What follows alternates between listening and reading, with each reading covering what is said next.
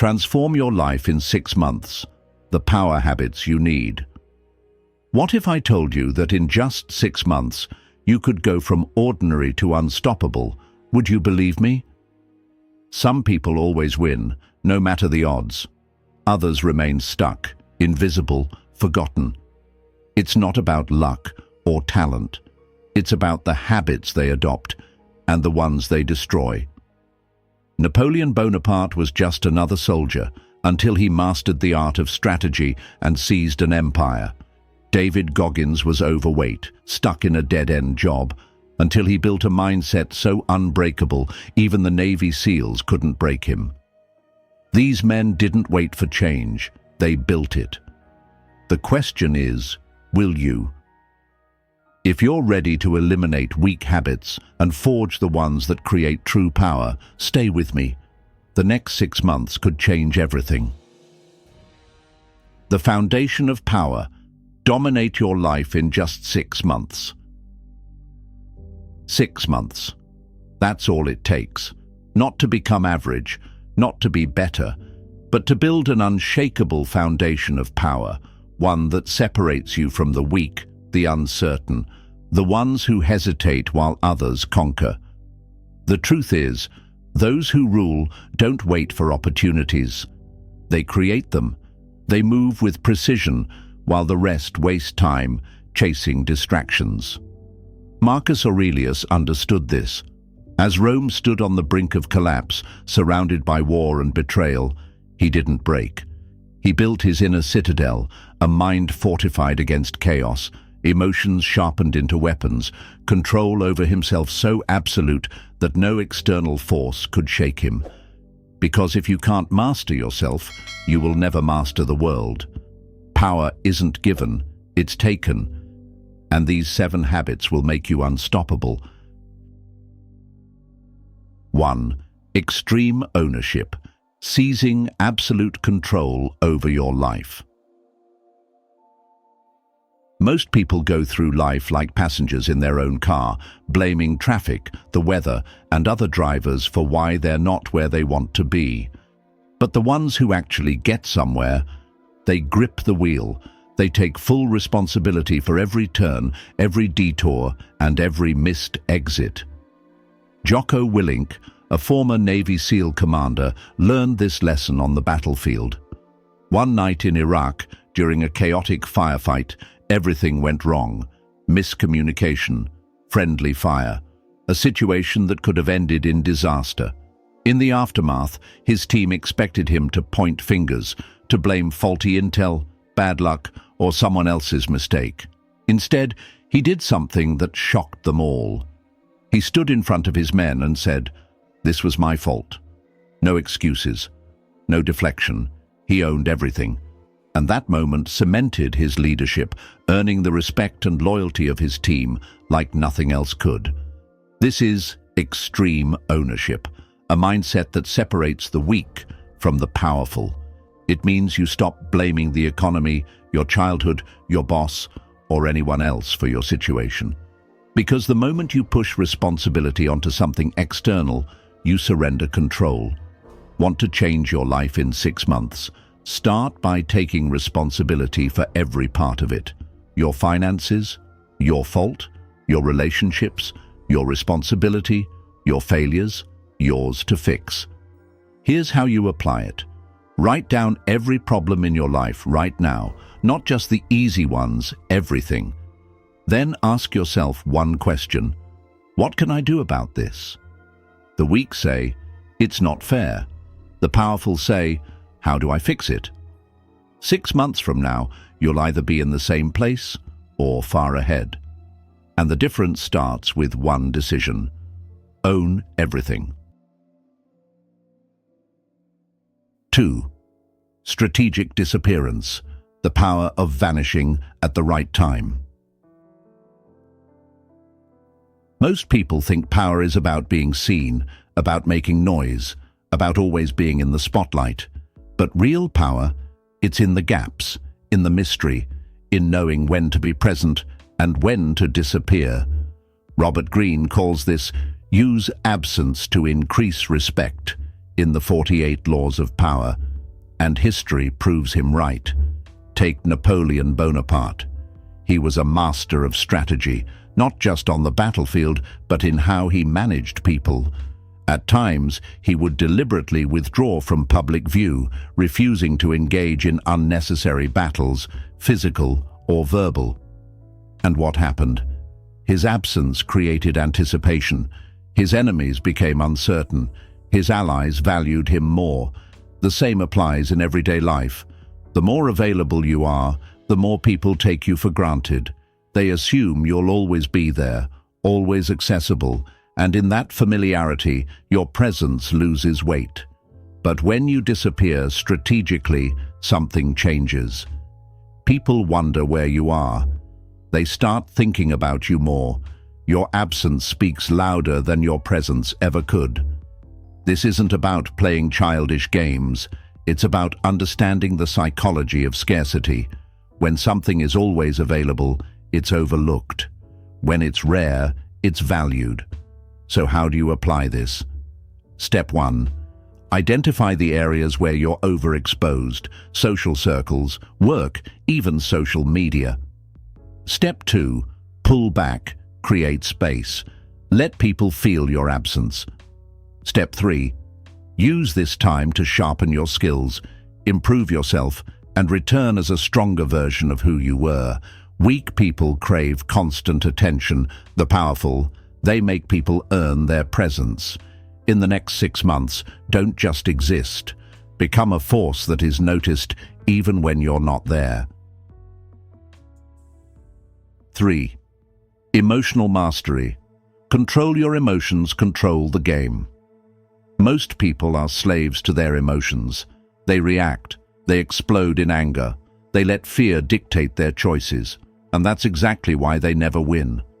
The ones who truly dominate, in business, in power, in life, are the ones who master their emotions instead of being mastered by them. Take Warren Buffett, one of the greatest investors in history.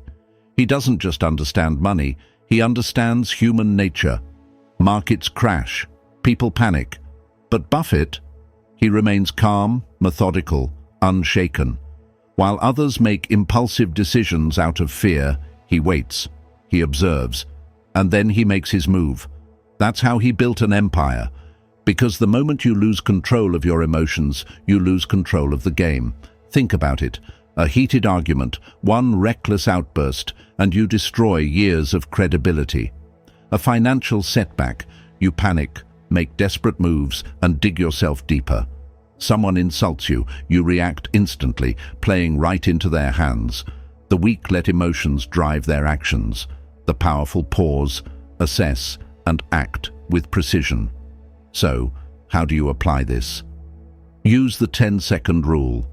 Whenever something triggers you, anger, fear, anxiety, stop. Don't react. Count to 10 in your mind.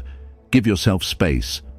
Most of the time, what seemed urgent becomes irrelevant once the emotions fade. This single habit will change your life in 6 months. Because once you control your emotions, you control your decisions. And when you control your decisions, you control everything. The art of psychological warfare. Win without fighting. Power isn't about brute force. The most dominant individuals, the ones who reshape history, don't just fight battles, they win them before they even begin. They use psychological warfare to weaken their enemies long before a sword is drawn or a word is spoken.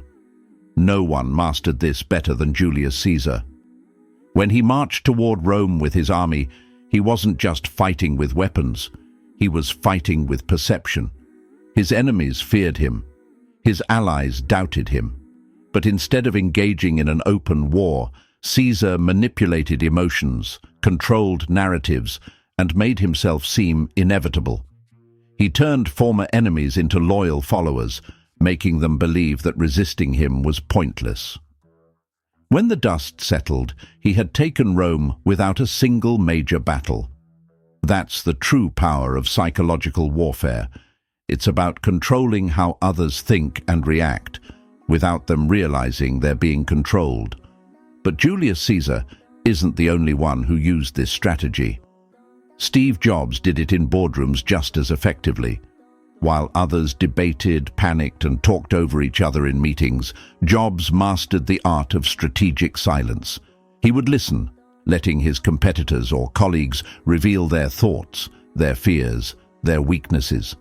Then, when the moment was right, he would speak, delivering a few words that shaped the entire conversation in his favor. His silence made others uneasy, forced them to overthink, and gave him complete control. How do you use psychological warfare? 3 key strategies. 1. Observe more, react less. Most people give away their power because they react instantly. They get defensive, they over-explain, and in doing so, they expose their weaknesses. Instead, watch, study, stay silent. Let others talk first. They will always reveal more than they intend. The more they talk, the more you learn. 2. Control conversations by controlling your words.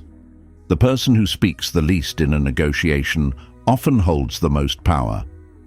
People hate silence. They rush to fill it with words, and in doing so, they reveal their insecurities, their doubts, their weaknesses. Next time someone challenges you, don't react emotionally. Instead, pause. Let them talk.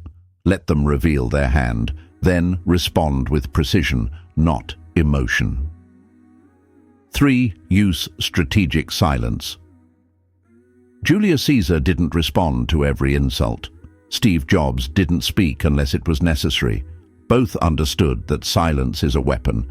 When people can't predict your reaction, they start to second-guess themselves. They fill the silence with their own anxieties, their own doubts. This is how you make them lose control, without lifting a finger. How to apply this starting today. Speak 50% less than usual. Let others reveal their thoughts first. Pause before responding. This signals dominance and forces people to lean in. Observe, don't react. Learn the patterns of those around you, because once you understand them, you control them. Most people play the game without realizing it. The powerful, they control it. Your move. 5. Discomfort training. Forge an unbreakable mind. Pain. Discomfort. Struggle. These are words that make most people run. They avoid pain like it's a disease, seeking comfort at all costs. And that's exactly why they stay weak. Because the strongest people aren't the ones who avoid pain. They are the ones who walk into it willingly and come out harder, sharper, unbreakable. No one embodies this more than David Goggins. Goggins was once overweight, depressed, and stuck in a dead-end job. He could have made excuses. He had every reason to. Instead, he did something radical. He put himself through hell. He forced himself to endure the pain that most people run from. He ran ultra-marathons, trained like a madman, and did thousands of pull-ups, not because he enjoyed it, but because he knew that true power is forged through suffering. He calls it callousing your mind. Just like hands develop calluses after repeated friction, the mind develops resilience through repeated hardship. The truth about pain and power. Look at history. The people who shaped the world, warriors, leaders, visionaries, they didn't get there by living easy lives. They went through fire. They suffered, and they emerged stronger than everyone else. Pain is a tool. Discomfort is a weapon.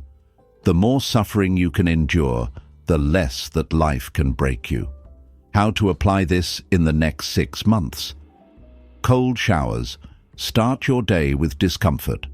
Train your body and mind to embrace what's uncomfortable. Hard physical training. Push beyond your limits daily. Lift heavier, run farther, suffer more than yesterday. Daily mental challenges. Do one thing every day that you don't want to do, something that scares you, something that pushes you. Weakness is a choice. Strength is earned. And in 6 months, you'll either be the same person or unrecognizable, harder, stronger, unstoppable. The choice is yours. 6. The power of selective speech. Silence as a weapon. Words are cheap. Everyone talks. Everyone has an opinion.